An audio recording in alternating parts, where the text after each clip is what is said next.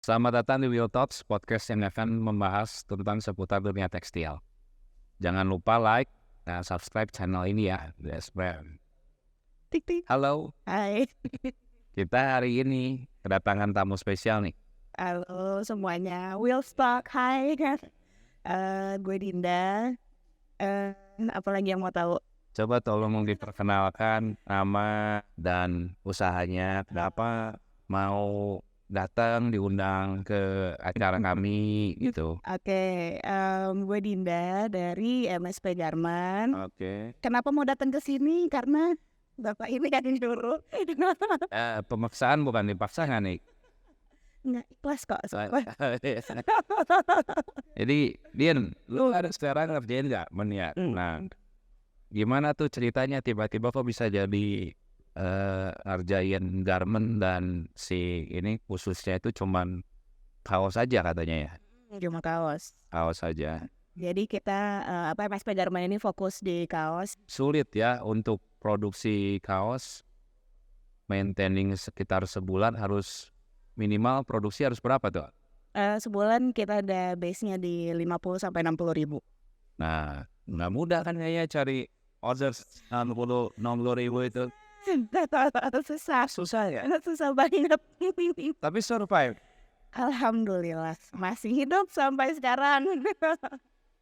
Ada tepuk tangannya nggak? Iya.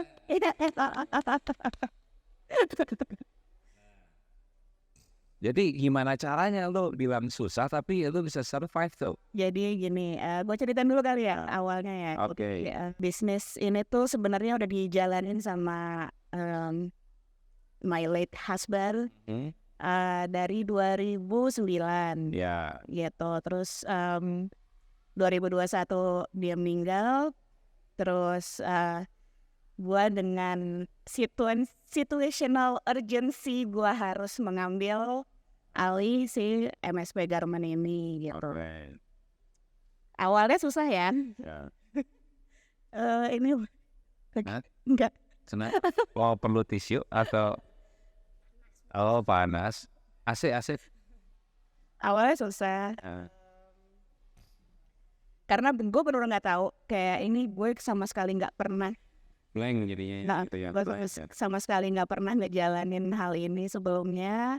Dulu gue pengadaan barang di instansi-instansi perusahaan dan lain-lain. Dan gue sama sekali nggak pernah megang produksi, megang garment, sama sekali nggak tahu. Tapi ya sudah akhirnya ya udah gue coba buat pelajarin. Meskipun pada awalnya I don't even know what gramasi is. Gue nggak tahu itu gramasi apa ngaruhnya di hasil baju jadi, gue nggak tahu. Ya udah akhirnya gue belajar dari situ. Struggle-nya gue buat struggle-nya gue buat pelajaran, yang challenge semuanya. Ya sudah gue jalanin sampai actually ada satu hal sih yang lucu. Gue pikir tuh waktu dulu awalnya tuh klien yang bagus adalah klien di department store. Jadi gue ngambil ini nih hampir 2 tahun nih sekarang berjalan. Dari 2021 sampai sekarang. Oke, pertama kali gue mikir, oh bagus nih kayak department store nih, klien yang bagus. Gue pikir kayak gitu kan, dengan quality, quantity-nya juga. Sampai akhirnya gue datang ke salah satu brand lumayan lama, kayaknya dia ada sejak gue belum lahir. Itu brand udah ada. Gue datang ke kantornya, gue kata, Pak, ini saya bawa sampel, saya bawa sablon, saya bawa barang hasil jahitan saya dan sablonan saya gitu. Dia kayak main dengan handphonenya, nggak peduli gue datang, padahal kita udah buat janjian, kita udah buat appointment.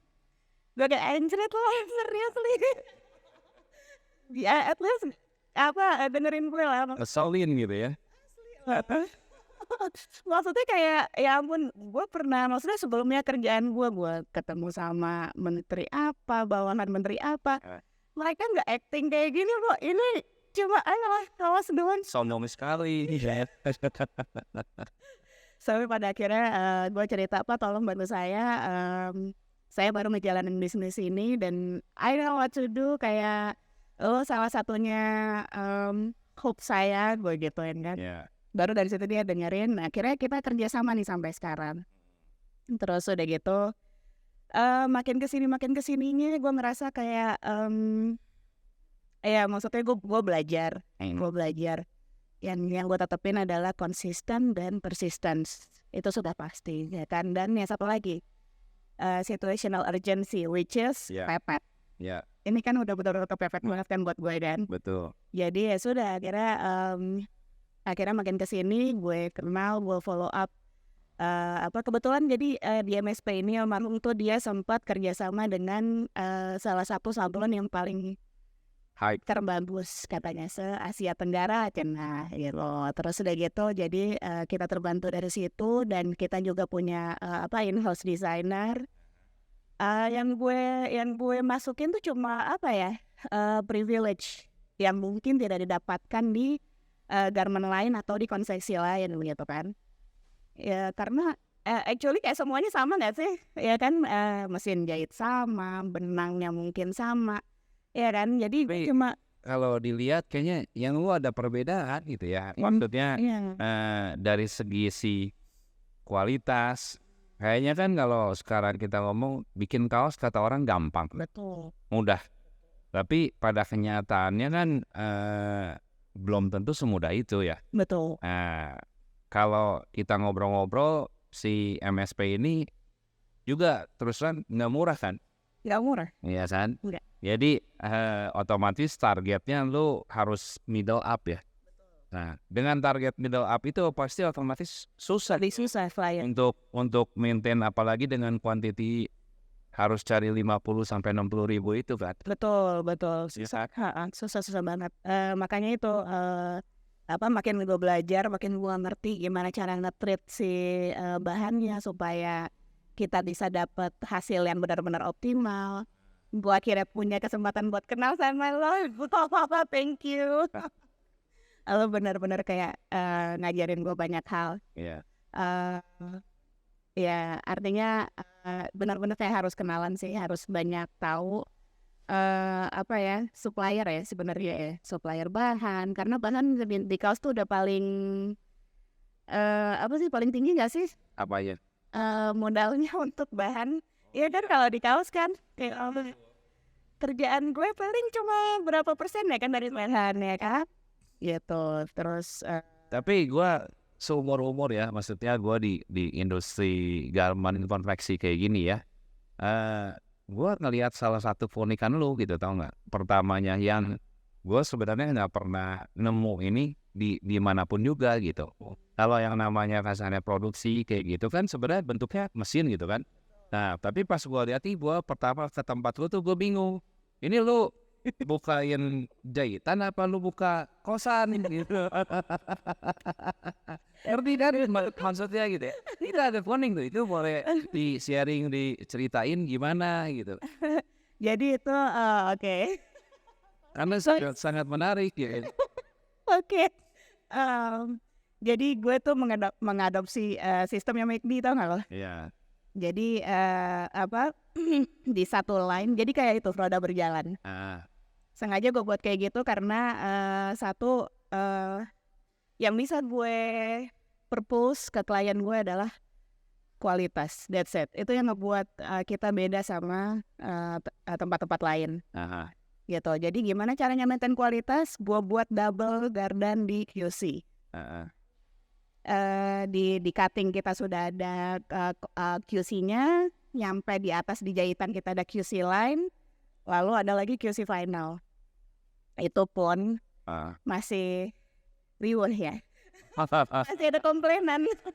Ini kaos doang loh.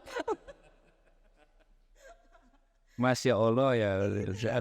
Itu masih ada komplainan. Anyways, jadi kita mengadopsi sistem di McD itu. Jadi dari potongan panel itu dimasukin ke satu line, baru dijahit semua sampai baju jadi. Itu ada di satu line. Kalau misalnya memang butuh support, let's say kayak bikin V-neck atau ada something yang harus dikerjain di support, baru kita masukin ke support.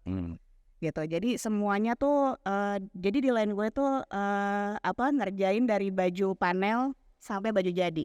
Iya. Di situ gue bisa ngelihat gue bisa melihat kualitas di setiap line-nya gitu. Jadi line mana yang memang jadi kan kelihatan kan kalau misalnya kayak gitu kan. Ini agak unik gitu. Jadi menurut gue tuh perbedaannya gimana dengan yang lain pada dasarnya yang umum-umum gitu. Bedanya gimana? Beda kok karena mental orang Indonesia beda ya. Maksudnya gue ngajarnya di kualitas. Jadi gue bayar mereka tuh harian. Jadi kalau misalnya gue sempat waktu dulu tuh sempat kita gedein. Awalnya tuh kayak gitu. Awalnya tuh jadi gede semuanya, nggak ada sekat sama sekali. Jadi yang line satu ini dia bisa ngelihat, oh yang ini udah nyampe segini banyak kan. Oh jadi mereka ngerjainnya ngasal gitu loh. Ya kan dioper ke belakang kan kayak gitu waktu dulu ya. Akhirnya di situ kualitasnya benar-benar berantakan. Akhirnya gue tutup aja sekalian. Makanya jadi ke tempat kos. Itu tuh harian ya lo ya? Harian. Yang dimana which is kan hampir mostly di sini UMKM dan sebagainya itu borongan. Betul. Nah, kenapa lu masih mempertahankan harian gitu? Iya karena kan gue ngejar kualitas. Kok itu doang yang bisa gue jual dari perusahaan yang lain, itu doang yang bisa kayak ngebedain perusahaan gue sama perusahaan lain gitu. Terus kemudian kalau secara si manajemennya sendiri itu lu ada nambah apa nggak, ada upgrading apa nggak setelah almarhum dan sebagainya setelah lu pegang? Hampir 100% berubah Total total. 360 derajat atau 180 nih. Terus 80 udah 360 balik lagi dah. Terus kalau kita bicara 60.000 tuh apalagi per bulan ya, cukup besar. Lu banyaknya CMT, FOB gimana? Jadi kan kita harus ngitung nih modalnya berapa gitu kan. Betul. Dan sebagainya. Jadi lu perlu modal nggak? Apalagi kemarin gua dengar lo ada insiden nih. Jadi kan kita juga kemarin lagi bahas nih permodalan ya. Nah kita bahas permodalan tuh supaya apalagi after COVID ini, di mana semua orang itu agak-agak struggling soal financing dan untuk naik ngejar ke sananya tuh butuh effort dan butuh bensin permodalan gitu. Nah kalau lu setelah COVID tersebut itu apakah fine-fine aja atau menurut lu apalagi di mana kemarin kan gua dengar ada kasus ada yang order sembari nggak jelas pembayaran dan sebagainya gitu kan. Banyak. Ya kan karena kita kan kemarin bahas gini ya, kalau lu pakai badan usaha kan lu sebenarnya bisa jadi anchor yang dimana si MSP ini si bayar MSP itu kayak lu langsung bisa dibayar cash aja, nanti mereka urusan sama third party gitu kan, ya kan. Nah itu apakah mungkin bisa harus dipikirkan juga oleh teman-teman kita yang lainnya dan sebagainya, karena kalau enggak kan jaminannya apa dengan kondisi sekarang dan sebagainya gitu kan. Itu ngebantu banget kok. Ya. Sumpah itu ngebantu banget yang financing dan segala macam yang lo sempat tawarkan itu ngebantu banget. Cuman unfortunately buat gue, lu telat. Gue baru tahunya setelah gue produksi barangnya gitu. Tapi itu benar-benar ngebantu banget. Artinya gimana ya? Artinya kalau di tempat gue ini ya maksudnya gini. Jadi serba salah ya. Jadi kayak kita harus bayar bahan dulu, ya kan? Bahan datang kita harus bayar. Sedangkan kita nanti dibayarnya kayak tempo termin setelah barang jadi, which is 30 durationnya bisa sekitar gua mungkin 15 hari, ya kan? 2 mingguan gitu kan. Dari sejak si bahan itu datang sampai kejadi sampai kebayar, ya kan? Mungkin ya let's say 1 bulan lah. Tapi kan sebenarnya yang big issue-nya itu bukan masalah bayar kainnya dulu kemudian itunya. Kalau yang jadi isu itu adalah dari lo tuh ngasih term of payment ke si customer-nya yang dalam arti kata sekarang mau orang baru, orang lama itu tanda tanya ya sebenarnya. Kalau gue, nah itu yang berubahnya juga kalau di manajemen yang sekarang ini itu berubah. Waktu dulu kayak almarhum tuh dia kayak ya udah mau termove payment berapa, gue benar-benar kayak modalin si saja. klien, si brandnya gitu kan. Oh di gue nggak bisa. Jadi lo mau klien baru, mau lo klien lama, kerjaan gue kepake, lo mau kerja sama-sama gue DP. Jadi gue selalu ada sistem DP supaya aman. Dan dulu bedanya adalah laki gue tuh nggak pernah buat kontrak gitu loh, kontrak kerja. Jadi kalau misalnya ntar di tengah-tengah si klien ini gue nggak jadi pesen, Udah nggak bisa, nggak, iya kan? betul. Nah itu laki gue nggak pernah ada tes sign kontrak dan segala macam agreement dan perjanjian whatever lah. Dan gue itu mulai diadain gitu. Ya jadi udah lebih teratur lah secara. Lebih tidak high risk ya. Gitu, itu sih yang beda. Memang, tapi walaupun udah lu perbaiki kayak begitu tuh tetap ada resiko juga ya dengan sistem payment dan sebagainya ya. Jadi kalau kemarin kita udah bahas panjang lebar, sebenarnya mending profitnya lebih kecil tapi kita dibayar cash oleh. Exactly. Karena kan kita mainan cash flow itu bisa kita putar lagi buat yang lainnya. Betul. Gitu. Oke, yang terakhir final adalah ada tips atau enggak dan kita buat teman-teman kita yang lain, buat pelaku usaha yang lain yang khususnya di bidang konveksi atau garment yang khusus kaos ini. Jadi apakah menurut lo udah jangan kayak gini Muhammad gitu. Atau kira-kira gimana nih gitu. Soalnya buat lo sendiri sekarang jalanin selama mahum kan belajar banyak tuh. Menurut lu ya dibilang susah pasti susah, tapi kita kan bicara step by step ya. Dan gua rasa lu bisa survive gitu. Setelah 2 tahun ya. Iya. Tipsnya mungkin ya itu Banyak gaul. banyak kenal sama lu. Yeah. Terus enggak sih, pokoknya benar-benar kayak maintain relationship yang baik lah sama semua orang. Karena ya mungkin kayak one day lo memang sama-sama saling membutuhkan gitu kan. Terus ya itu tadi tipsnya, konsisten and persistence. Biarpun ada artinya gini, biarpun ada masalah ya lo jangan give up. Oke. Ya sebisa mungkin yang gue lakukan adalah ya fokus aja di satu. Gitu. Jadi ya kalau misalnya memang kaos ya udah fokus dulu lah di kaos gitu. Jadi yang sekarang gue lakukan tuh adalah fokus.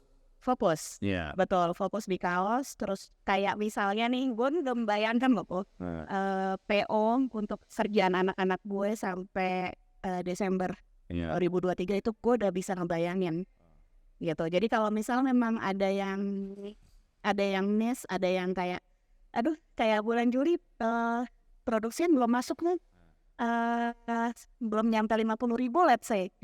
Gila gue kerjanya pasti. Di bulan Februari misalnya gue udah deh gila gue harus nyari kerjaan lagi buat bulan Juli gitu. Ya itu yang gue lakuin sih. Jadi semuanya gue planning. Betul. Karena kita bicara planning itu harus baik ya. Betul. Nah, jadi kan kayak kebanyakan mungkin teman-teman order minggu depan aja belum kebayang gitu kan. Sedangkan kalau lu besok mau liburan nih ke Bali berapa lama gitu kan.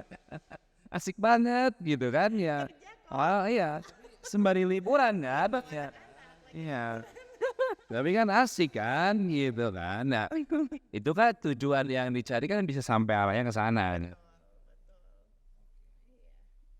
Ya jadi thank you banget ya Din ya atas waktunya. Terakhir tuh ada gini, kita nanti akan put nomor Dinda. Jadi kalau ada teman-teman yang butuh bantuan khususnya kaos ya, asal jangan order partai ya, kaos partai ya. Alergi ya? Oh ada. Tapi partai premium. Oke. Nanti kita put ya nomornya di bawah sana atau ada nanti mungkin ada IG nggak MSP? Ada. Nggak jalan. Ya. Yang apa nanti di mention di situ.